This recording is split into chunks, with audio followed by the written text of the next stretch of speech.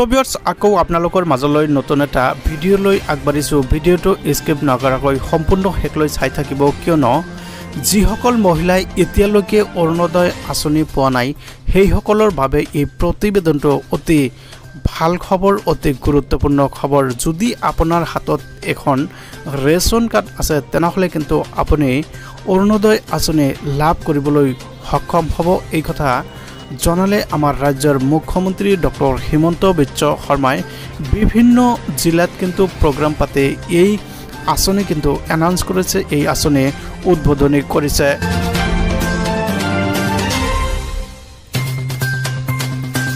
হয়, আপোনালোকে ঠিকেই শুনি আছে, আপোনালোকে ঠিকেই চাই আছে। এই স্ক্ৰীনত আপোনালোকে দেখিবলৈ পাইছে হাজাৰ হাজাৰ মহিলা ইমান উৎকট গৰমৰ মাজতো কিন্তু এই প্ৰগ্ৰামত আহি উপস্থিত হৈছে কেৱল অৰুণোদয় আঁচনিৰ বাবে। সেই অৰুণোদয় আঁচনি কিন্তু ইতিমধ্যে উদ্বোধনী কৰা হ'ল। তো ভিউয়াৰ্স, আমাৰ লগত মুখ্যমন্ত্ৰীৰ ভাষ্য আছে, আপোনালোকক শুনাবলৈ চেষ্টা কৰিম, আপোনালোকে শুনক। পৰিয়ালটোৱে দিব্যাংগ ল'ৰা ছোৱালীয়ে তাক চাবৰ কাৰণে খৰচ কৰিব লাগে। দিব্যাংগ ব্যক্তি থকা পৰিয়ালক আমি অৰুণোদয় দিব লাগে।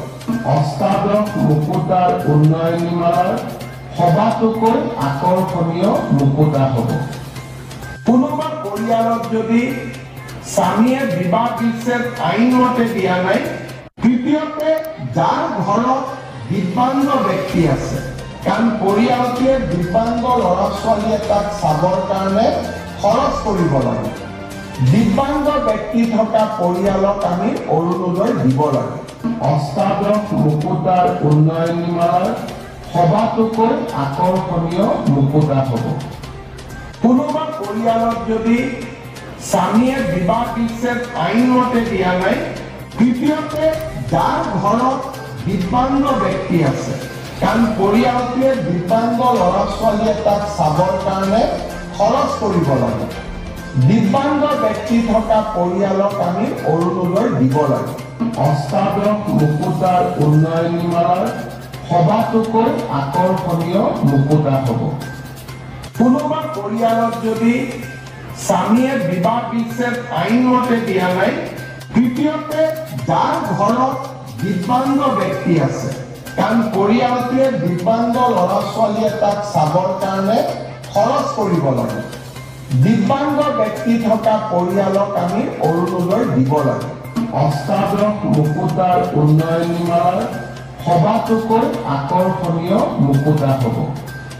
কোনোবা পৰিয়ালত যদি স্বামীয়ে বিবাহ বিচ্ছেদ আইনমতে দিয়া নাই, তৃতীয়তে যাৰ ঘৰত দিব্যাংগ ব্যক্তি আছে, কাৰণ পৰিয়ালটোৱে দিব্যাংগ ল'ৰা ছোৱালীয়ে তাক চাবৰ কাৰণে খৰচ কৰিব লাগে। দিব্যাংগ ব্যক্তি থকা পৰিয়ালক আমি অৰুণোদয় দিব লাগে। ইতিমধ্যে আমাৰ ৰাজ্যৰ মুখ্যমন্ত্ৰীৰ যি মন্তব্য আছিল সেই মন্তব্যত কিন্তু আপোনালোকে শুনিবলৈ পালে, যিসকল পৰিয়ালত দিব্যাংগ ব্যক্তি আছে সেইসকলে কিন্তু এই আঁচনিৰ অন্তৰ্গত হ'ব, যিসকল ডিভোৰ্চ মহিলা আছে সেইসকলেও কিন্তু এই আঁচনিৰ অন্তৰ্ভুক্ত হ'ব। তো ভিউয়াৰ্স, ভিডিঅ'টো সম্পূৰ্ণ চালে, ভিডিঅ'টো ভাল পালে চেনেলটো ছাবস্ক্ৰাইব কৰি দিব, ভিডিঅ'টোত এটা লাইক কৰি দিব, কমেণ্টছ কৰিবলৈ নাপাহৰিব। ধন্যবাদ, থেংক ইউ, জয় আই অসম।